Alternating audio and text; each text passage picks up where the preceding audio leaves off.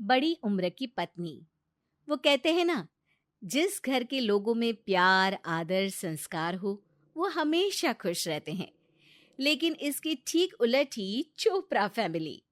पैसों की कोई कमी नहीं थी। बड़े बिजनेस थे, बंगलोज थे और न जाने क्या क्या। पर अकड़ और स्वाभिमान इतना कि क्या पूछो। यही कारण था कि घर के बेटे राहुल की कहीं शादी पक्की नहीं हो पा रही थी। भाभी जी, ये देखिए, लड़की का फोटो कितनी सुंदर है।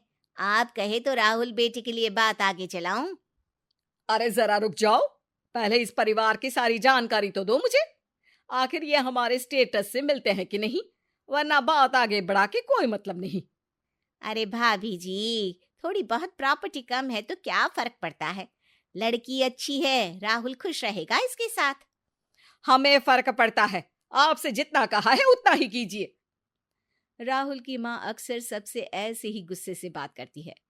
काफी गर्व है उन्हें अपने पैसे और शान पर। एक दिन चोपड़ा परिवार रिश्ता देखने एक घर पर जाता है। लड़की के माँ बाप सबका स्वागत करते हैं। अरे भाई साहब, घर तो काफी अंदर है आपका। हमें तो लगा था कि मेन रोड पर कोई बड़ा सा बंगलो होगा। हाँ राहुल के पापा, लिफ्ट भी नहीं है यहाँ पर तो। 2 मंजिल चढ़ने में थक गई मैं तो। हाँ। अरे माँ चुप रहो ना। ये कैसी बातें कर रही हो आप यहाँ पर? अरे राहुल बेटा, तुम बीच में मत बोला करो। हम बड़े हैं, हमें सब पता है क्या सही है और क्या गलत। लड़की वाले चुपचाप मुंह नीचा करके चोपड़ा फैमिली की बातें सुन रहे थे और चोपड़ा फैमिली को कोई फर्क नहीं पड़ रहा था। तभी कुछ देर बाद राहुल की माँ बोलती है। चलो जी यहाँ से। इतने छोटे घर की लड़की को मैं मेरी बहू नहीं बनाऊंगी। ना बैंक बैलेंस है ना ज्वेलरी। ड्राइवर, जाओ जाके जल्दी से कार नीचे ले आओ। एक बार फिर से राहुल के माँ बाप लड़की वालों के घर से रिश्ता ठुकरा कर वापस आ गए। राहुल टेंशन में आ चुका था क्योंकि ऐसा पहले भी कई बार हो चुका था। शान और शौकत के चक्कर में माँ बाप दोनों अंधे हो चुके थे और अपने बेटे की जिंदगी बर्बाद कर रहे थे। हर बार उन्हें सामने वाली पार्टी में कुछ न कुछ कमी दिख जाती थी और वो उनकी बेइज्जती करके वापस आ जाते थे। ये कब तक चलेगा मम्मी? आप हर जगह जाकर मना कर देती हो। जब देखो तब पैसों की रट लगाती रहती हो। और पापा आप भी।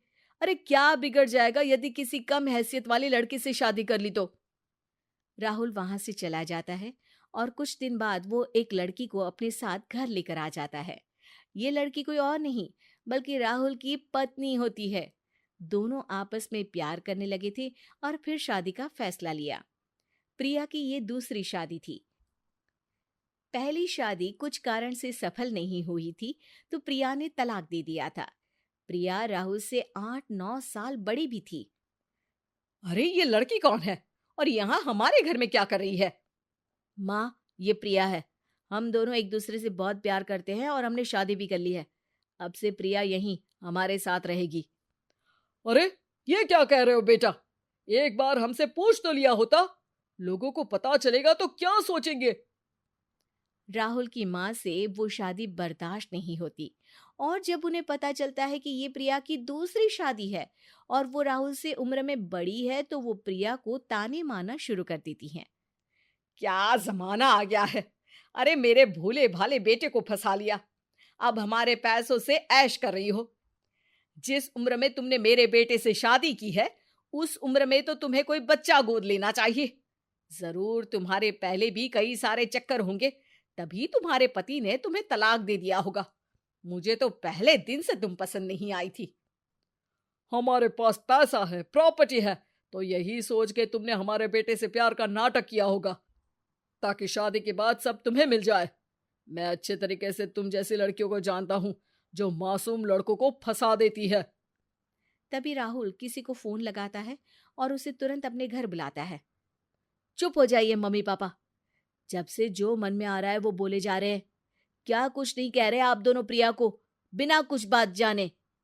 तभी एक आदमी राहुल के घर आता है और प्रिया उसे देखकर एकदम हैरान हो जाती है। अ, अ, कौन हो तुम और यहाँ क्या कर रहे हो? ये सतीश है, प्रिया का पहला पति। अब यही आपको सारी सच्चाई बताएगा और तब आपको पता चलेगा कि जो आप प्रिया के बारे में कह रहे थे वो कितना गलत है।